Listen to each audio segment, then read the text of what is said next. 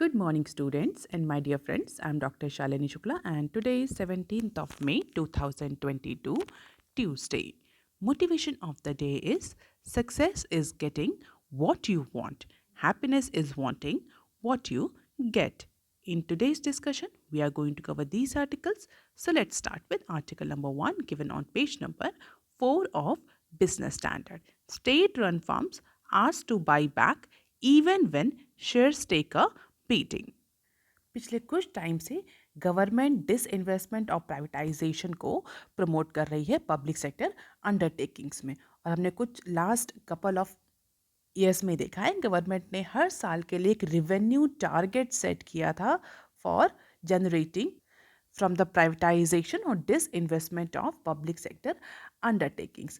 और recent moves में government of India और यूनियन गवर्नमेंट ने जितने भी पब्लिक सेक्टर अंडरटेकिंग्स हैं उनको डायरेक्शंस दिए हैं कि अगर उनके डिसइन्वेस्टमेंट किए हुए शेयर्स जो हैं वो मार्केट में अच्छा परफॉर्म नहीं कर रहे because of the certain market enabled situation, तो it is advisable for those public sector undertakings that they should buy back their stocks because their stocks are more valuable than its traded value. तो अभी इस समय market जो है वो बहुत ज़्यादा डोलड्रम फ्लक्चुएशन की सिचुएशन में है, जिसको देखते हुए यूनियन गवर्नमेंट ने पब्लिक सेक्टर अंडरटेकिंग्स को डायरेक्शंस दी हैं कि अगर वो चाहें या उन्हें ऐसा लगता है कि उनके जो शेयर्स हैं जो डिसइन्वेस्टमेंट हुए हैं, जो स्टेक डिसइन्वेस्टमेंट हुआ उसके तहत जो शेयर्स मार्केट में आए, अगर वो शेयर्स अंडर परफॉर्म कर रहे हैं तो पब्लिक सेक्टर अंडरटेकिंग्स अपने शेयर्स को बाई बैक कर सकती है,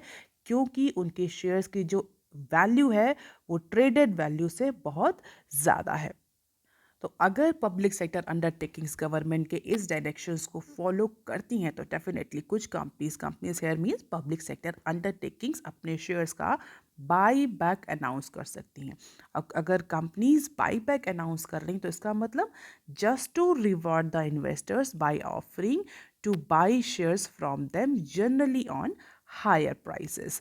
तो जो भी बाई बैक के ऑप्शंस कभी भी कंपनीज अनाउंस करती हैं तो वो हायर प्राइस पर अनाउंस करती हैं, जो ट्रेडेड वैल्यूज़ होती हैं उससे ज़्यादा वैल्यू पर, ज़्यादा प्राइस पर वो बाई बैक के ऑप्शंस अनाउंस किए जाते हैं, और जिससे इन्वेस्टर्स को जो होता है वो फ़ायदा होता है। And this is done when the companies financial performance is good. And most of the cases में ये तभी किया जाता है जब कंपनी जो है वो अच्छा परफॉर्म कर रही होती है, उसकी जो फाइनेंशियल परफॉर्मेंस होती है वो अच्छी होती है, और कंपनी ये चाहती है कि जो भी उसने शेयर्स बेचे थे for raising the fund from the market, अब उन शेयर्स को वापस ले ले, क्योंकि कंपनी ने अच्छी फाइनेंशियल परफॉर्मेंस करी है, कंपनी के पास सफिशिएंट रेवेन्यू है, सफिशिएंट फंड है, तो कंपनी अपने जो शेयर्स हैं उनको वापस से खरीद सकती है।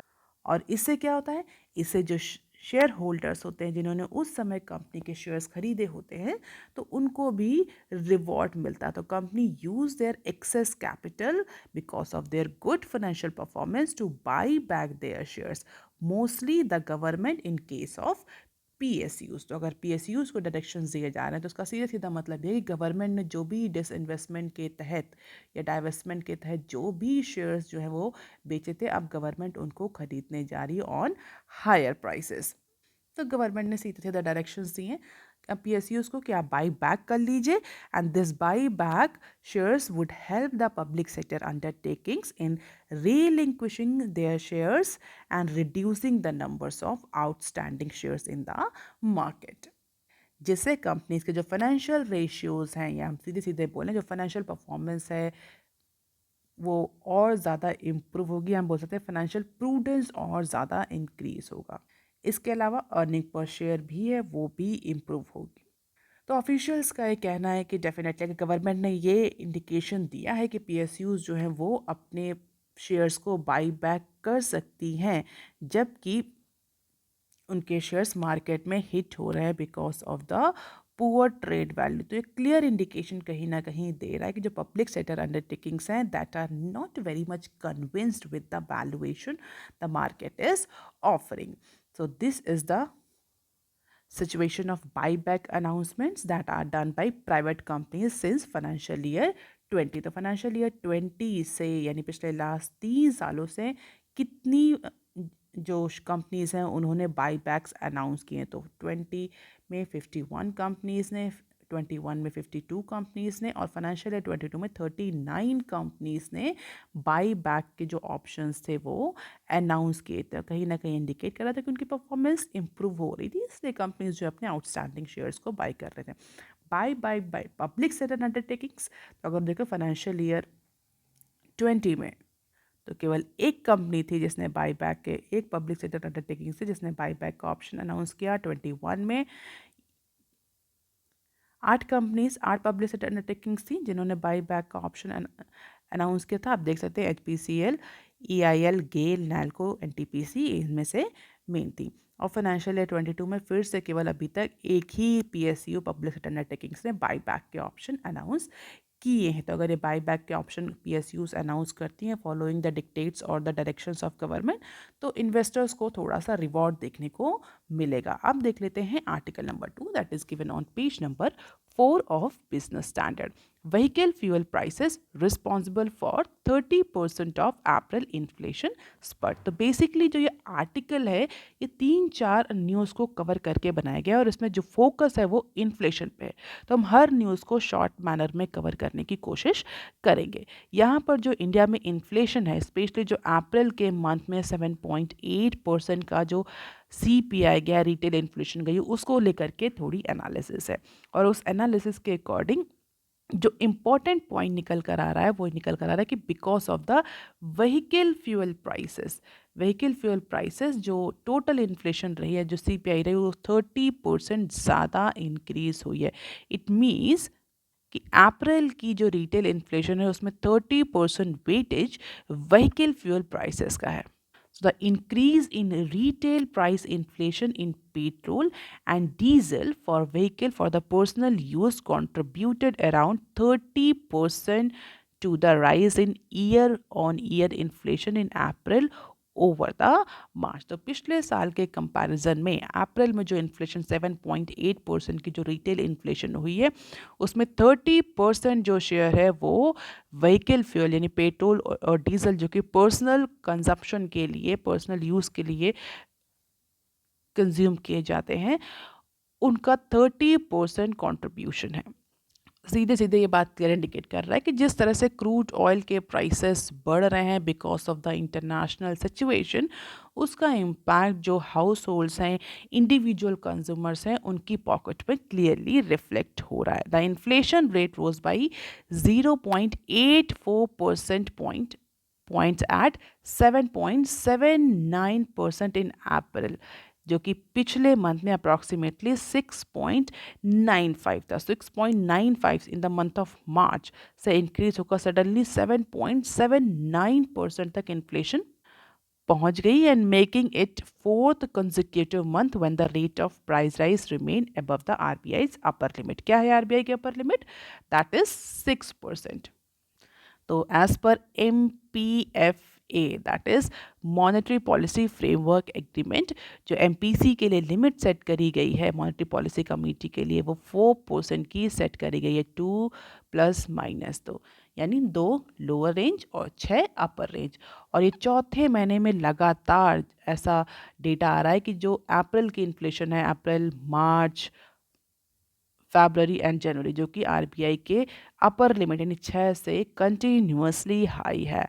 With in the overall inflation the rate of price rise of petrol for vehicle rose by 10.7 percentage points and that for its diesel equivalent 11.04%। तो देखेंगे डीजल और पेट्रोल के इन्फ्लेशन रेट को सेपरेटली, तो 10.7 टू 11.05 परसेंट पॉइंट केवल और केवल petrol और डीजल की इन्फ्लेशन में इंक्रीज होता हुआ दिख रहा है।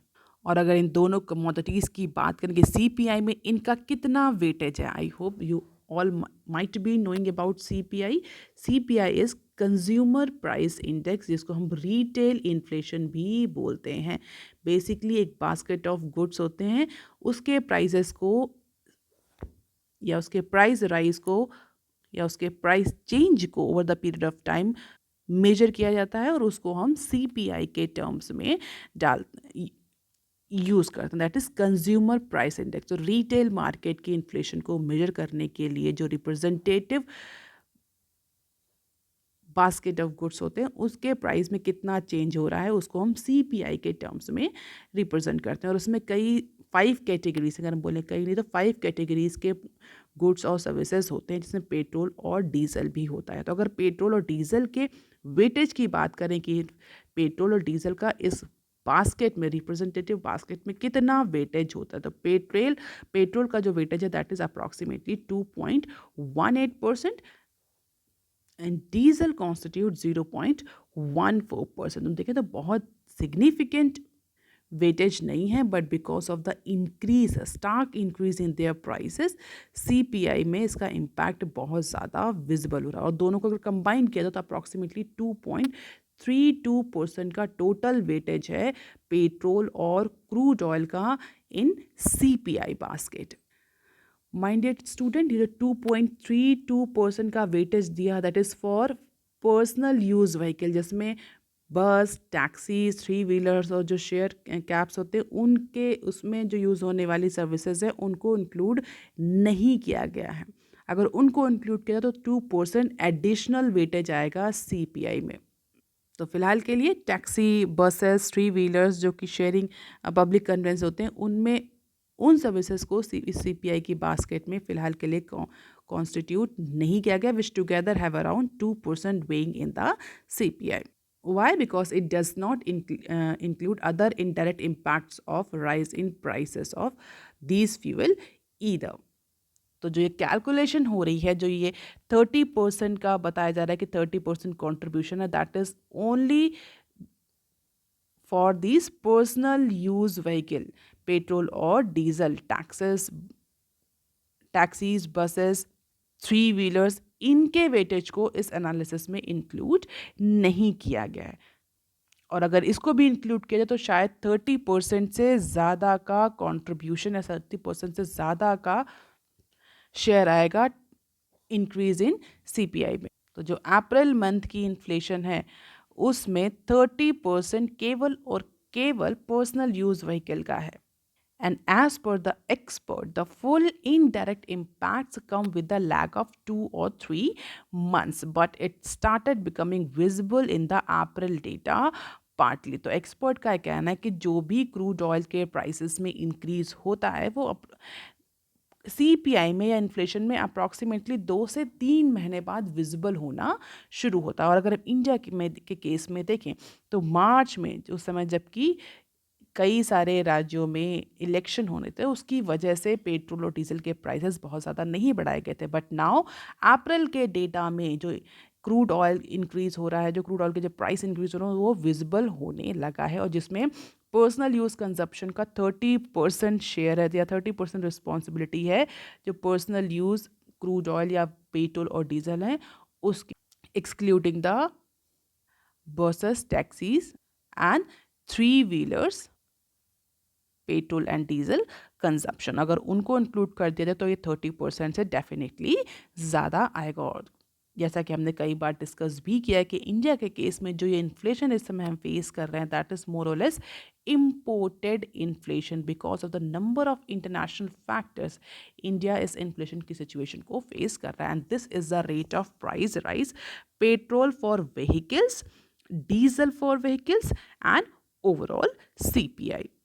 This is the percentage point change. तो ये मार्च 2022 का डेटा है और ये अप्रैल 2020, तो मंथली हम देख सकते हैं कितना चेंज आया है पेट्रोल और डीजल के प्राइस में, और वही रिफ्लेक्ट हो रहा है अप्रैल के ओवरऑल सीपीआई में या रिटेल इन्फ्लेशन में। अब देख लेते हैं some other news clips that are related to inflation, और वो इसी कॉलम में दी हुई हैं, पेट्रोल डीजल सेल्स रीबाउंड। तो अप्रैल के मंथ के कंपैरिजन में मई में जो पेट्रोल और डीजल है उसकी सेल या उसका कंजप्शन बढ़ गया है। क्यों? क्योंकि इकोनॉमिक एक्टिविटीज़ बढ़ गई हैं और इसके साथ साथ हार्वेस्टिंग सीजन भी शुरू हो गया है, जिसकी वजह से डीजल की जो डिमांड है वो भी बढ़ रही है। तो harvesting season added the return of demand as per the preliminary industry data showed on Monday. तो जो पेट्रोल की जो डिमांड है, जो सेल है, वो 14% तक इंक्रीज हुई during the first half of the may when compared with the same period in the preceding month. और डीजल की जो डिमांड है 1.8% तक इंक्रीज हुई है। इसी तरह जो कुकिंग गैस है, उसकी कंजप्शन, उसकी डिमांड जो है वो डिक्लाइन हुई है। क्यों? Because of the higher prices. जो लास्ट मंथ में एलपीजी के प्राइस बढ़े थे, उसकी वजह से एलपीजी की जो डिमांड है वो थोड़ी सी, जो कंजप्शन जो है वो थोड़ा सा डिक्लाइन हुआ है with 2.8% rise in sale during May 1st to 15। तो अप्रैल में जो क्रूड ऑयल और पेट्रोल, डीजल, एलपीजी में जो डिक्लाइन देखने को मिला था डिमांड में, वो मई के से फर्स्ट हाफ में थोड़ा सा इम्प्रूव होता हुआ दिख रहा है because of the pickup in economic activities and starting of harvesting season. इसके अलावा आप देख लेते हैं next clip. Jet fuel prices hit all time high with 10th hike of 2022। तो जेट फ्यूल प्राइस मंडे को 5.3% से इंक्रीज हो गया and this makes the 10th straight increase this year. So because of the surge in global energy prices, jet fuel prices has increased 10th time during this particular period। यानी जो इस current year है, इसमें 10वीं बार jet fuel prices में increase देखा गया। और जो इस बार इंक्रीज है that is with 5.3%। And the price of aviation turbine fuel that is ATF fuel, जो बेसिकली एरोप्लेन्स में यूज होता है, वो भी 5.29% तक इंक्रीज हो चुका है into NCR region as per the price notification of state owned fuel retailers. तो अगर ATF के प्राइस और जेट फ्यूल के प्राइसेस इंक्रीज हो रहे हैं तो definitely it is going to have the impact on aviation sector, और जो पैसेंजर ट्रैफिक है उस पर भी इम्पैक्ट डालेगा। अब देख लेते हैं some other news clip. CNG rates up 12th time in 2 months। तो पिछले लास्ट 2 महीनों में CNG के रेट्स 12वीं बार इंक्रीज हुए हैं। तो नेशनल कैपिटल रीजन में जो CNG के प्राइस है that is compressed natural gas, वो 2 रुपये पर केजी फिर से इंक्रीज हुए हैं जस्ट इन 2 months। और ये 12वीं बार, इस 2 महीनों में 12वीं बार ऐसा हुआ है कि जो CNG के प्राइसेस हैं वो इंक्रीज किए गए हैं। और अब जो करंट प्राइसेस हैं national capital territory of Delhi में, वो 73.61 पर केजी हैं CNG के, that is up from 71.71 per kg according to the information posted on the website of one retailer. तो ग्लोबल एनर्जी सर्ज की वजह से, ग्लोबल एनर्जी प्राइस इंक्रीज होने की वजह से, चाहे वो CNG हो, LPG हो, पेट्रोल हो, डीजल हो, सब पे उसका इम्पैक्ट विजिबल हो रहा है। और इंडिया की जो CPI है, जो कोर इन्फ्लेशन है, हेडलाइन इन्फ्लेशन है, जो रिटेल इन्फ्लेशन है, उस पर भी उसका इम्पैक्ट क्लियरली विजिबल है। ना व्हाट RBI इज डूइंग, तो उसको लेकर के भी एक शॉर्ट न्यूज़ दी हुई है, उसको भी हम यहीं कवर करेंगे। RBI may hike the rate 75 BPS by August, says SBI economist. तो SBI के जो इकोनॉमिस्ट हैं उनका ये मानना है कि 60% जो इन्फ्लेशन है इंडिया में that is attributable to the impact of geopolitical conflict, जो कि हम कई बार डिस्कस कर चुके हैं। इम्पोर्टेड इन्फ्लेशन है इंडिया में, तो 60% of inflation or the price increase in India is attributable by the geopolitical conflicts happening in or triggered by Russian invasion of Ukraine, as per the economist at SBI, that is State Bank of India। Although कोई भी reason हो, but India is facing the consequences, तो RBI को कहीं ना कहीं intervention करना है। तो in the face of heightening inflation situation, the RBI is all set to hike the rates by another 0.7 BPS। तो ये मानना है SBI के इकोनॉमिस्ट का कि अगस्त तक RBI रेट हाइक पर जाएगी, क्योंकि इन्फ्लेशन जो है वो आउट ऑफ कंट्रोल हो रही है।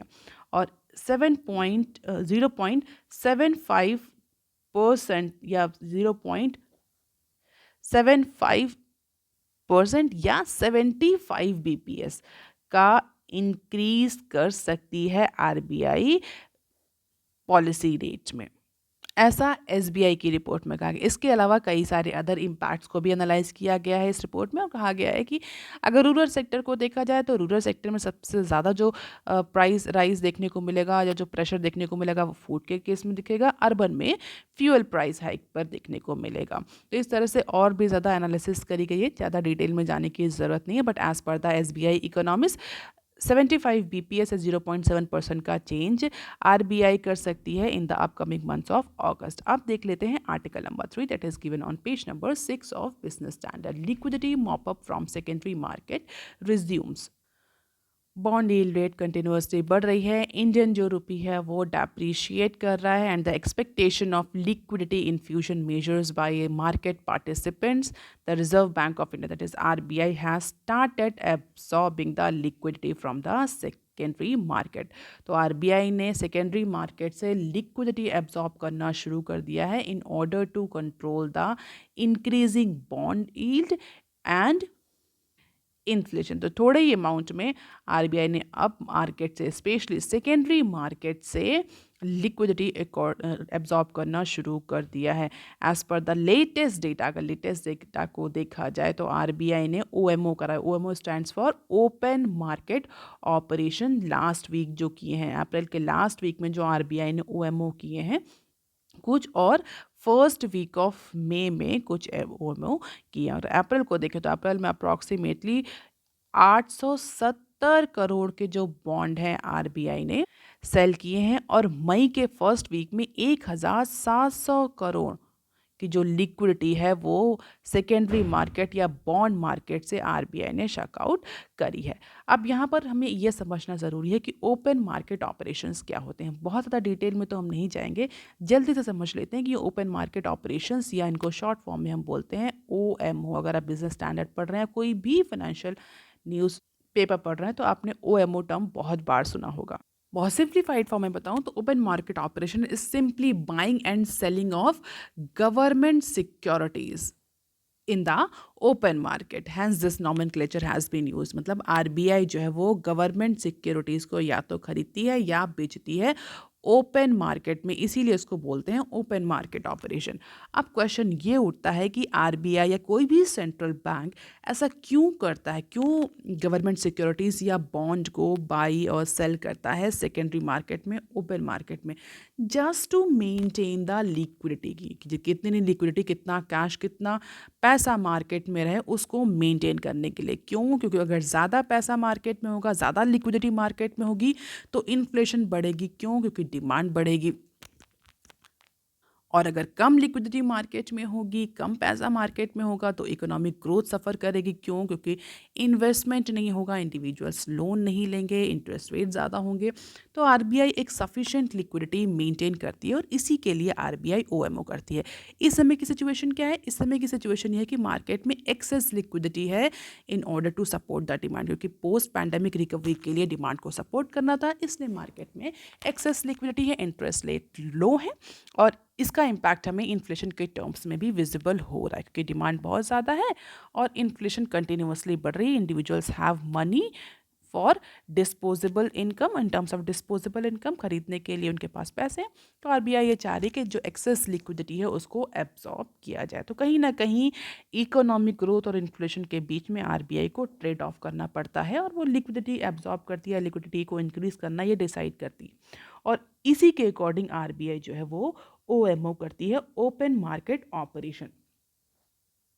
अब की पॉइंट यहाँ पर यह है कि जब कभी भी सेंट्रल बैंक को, इन case of India it is RBI, जब कभी भी सेंट्रल बैंक को लिक्विडिटी इन्फ्यूज करनी होती है सिस्टम में, मॉनेटरी सिस्टम में, मतलब लिक्विडिटी इंक्रीज करनी है, लिक्विडिटी बढ़ानी है, पैसे की जो सप्लाई है वो बढ़ानी है, it will buy the government security in the open market. Buy करेगी गवर्नमेंट सिक्योरिटीज़ को। आप इसको ऐसे याद कर सकते हैं, increase liquidity buy, decrease liquidity sell, cell.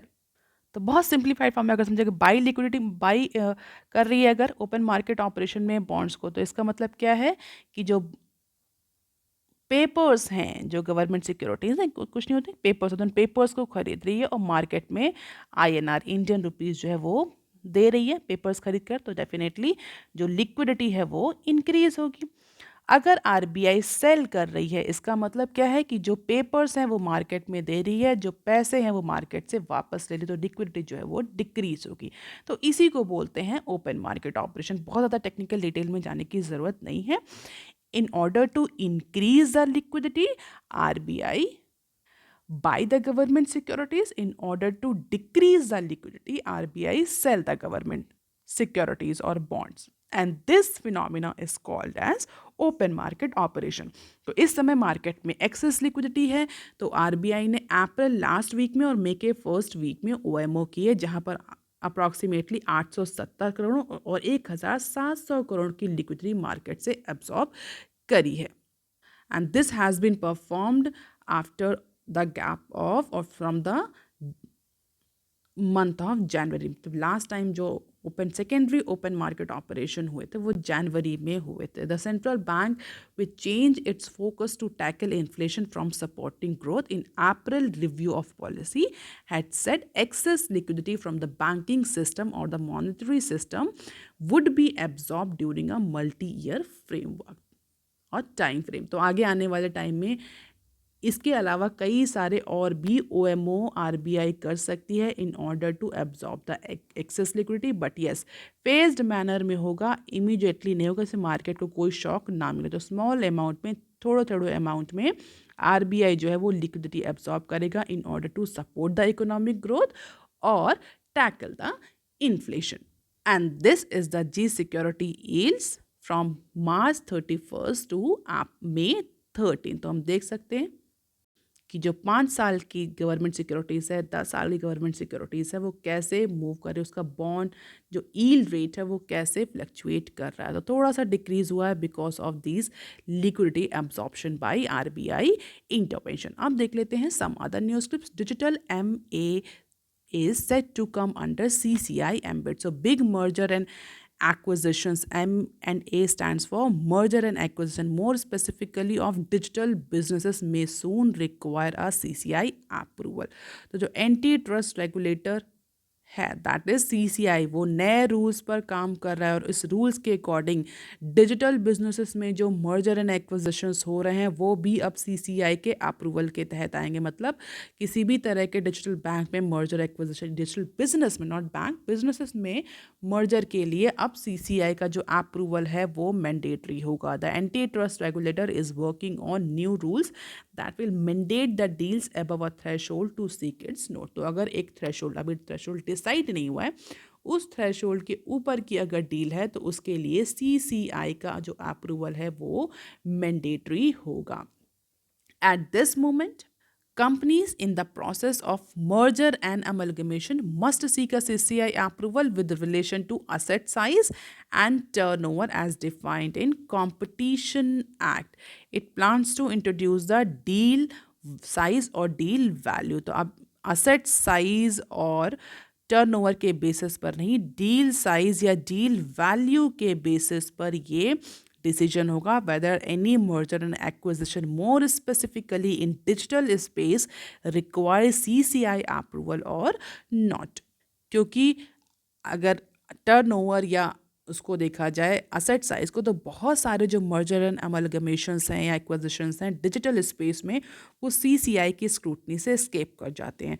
And that is why now CCI is introducing the new rules for expanding its mandate. अब देख लेते हैं next clip. Adani makes open offer for Ambuja ACC stake. तो रिसेंटली $10.5 बिलियन में Holcim का stake Adani group ने खरीद लिया है और इसी के बाद Adani family on Monday made open offer to public shareholders of two companies which would cost conglomerate approximately 31,000 crore. तो अप्रॉक्सीमेटली 31,000 करोड़ का जो बर्डन है वो अडानी पर आएगा। लेकिन अडानी फैमिली ने मंडे को जो पब्लिक शेयर होल्डर्स हैं इन दोनों ही कंपनीज के, अंबुजा के और एसीसी के, उनको ओपन ऑफर दिया है for selling their shares. So let's see इसका क्या एक्चुअल में रिजल्ट आता है। लेकिन अगर अडानी ग्रुप को देखा जाए तो अडानी ग्रुप का जो ग्रॉस डेट है वो कंटिन्यूसली बढ़ रहा है। तो अब वो अप्रॉक्सीमेटली 2.2 ट्रिलियन तक इंक्रीज होगा। क्यों? क्योंकि अडानी ग्रुप रिसेंटली बहुत ज़्यादा डाइवर्सिफिकेशन में है, वो अपने बिजनेस को डाइवर्सिफाई कर रहे हैं, नए नए सेक्टर में एंटर कर रहे हैं, और उस सेक्टर में एंटर करने के लिए they are actually using the debt financing. तो डेट फाइनेंसिंग को यूज़ कर रहे हैं just to grow their existing business and to enter into the new industry, और जिसकी वजह से जो उनका टोटल जो क्रॉस डेट है वो 2.22 ट्रिलियन तक पहुंच चुका है at the end of March, जो कि पिछले साल से 42% तक ज़्यादा है। And this makes the Adani Group one of the most in-debt companies among the India's top business group. तो फिलहाल के लिए डेट कितना भी इंक्रीज हो रहा है, लेकिन अडानी ने ओपन ऑफर दिया है पब्लिक शेयर होल्डर्स को for buying back their shares. अब देख लेते हैं next clip. CII GDP may grow 7.4 to 8.2% in financial year 23। CCI stands for Confederation of Indian Industry।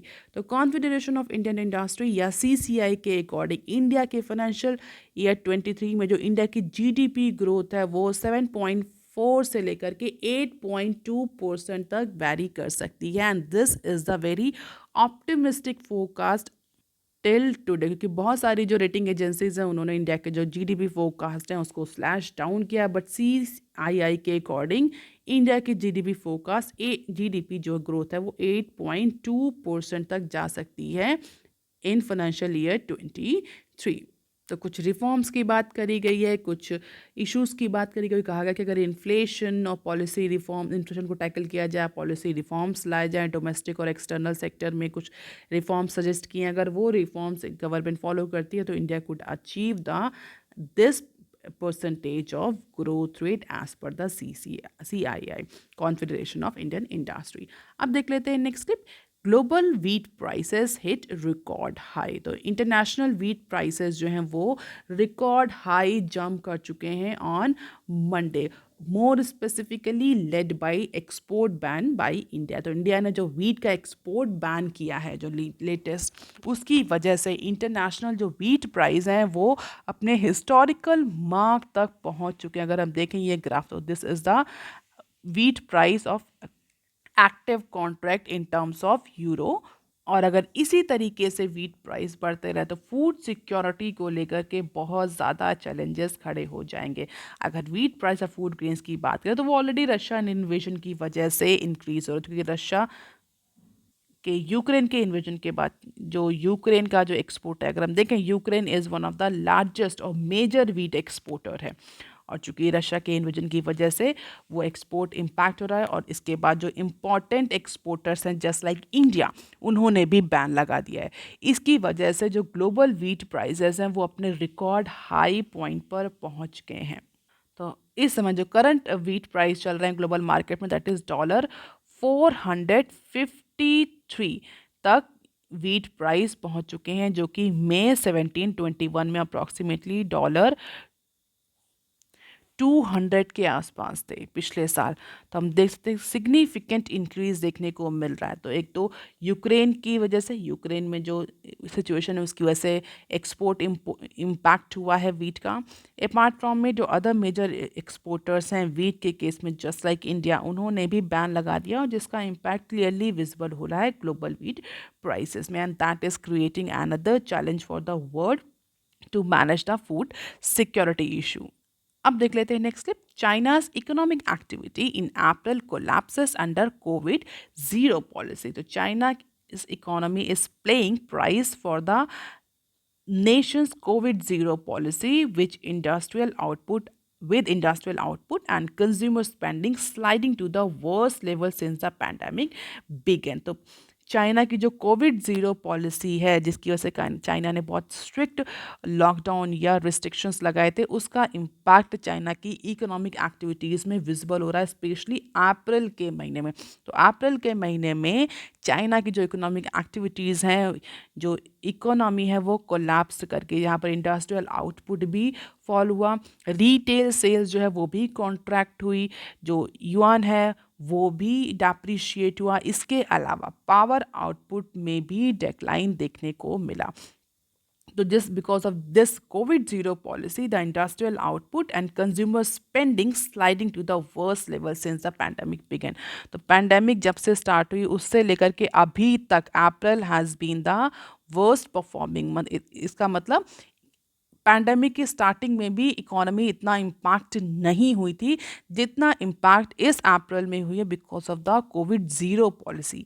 China की जो कोविड ज़ीरो पॉलिसी की कोविड को ज़ीरो नो कोविड केस उसकी वजह से जो strict lockdown strict impose lockdown impose या restrictions impose हो रहा है उसका इम्पैक्ट हमें industrial production sales depreciation power output decline इन सब के फॉर्मेट में चाइनीज़ इकोनॉमी में देखने को मिला। और डेफिनेटली अगर चाइना में ये इम्पैक्ट विजिबल है तो इसका इम्पैक्ट अदर इकोनॉमीज और जैसी इकोनॉमीज जो इंडिया जैसी इकोनॉमी जो कि चाइनीज़ मार्केट पर हाईली डिपेंडेंट है उन पर भी देखने को मिलेगा। So that is all for today students. If you want lecture PDF, you can join my Telegram channel. You can also follow me on other social media platforms.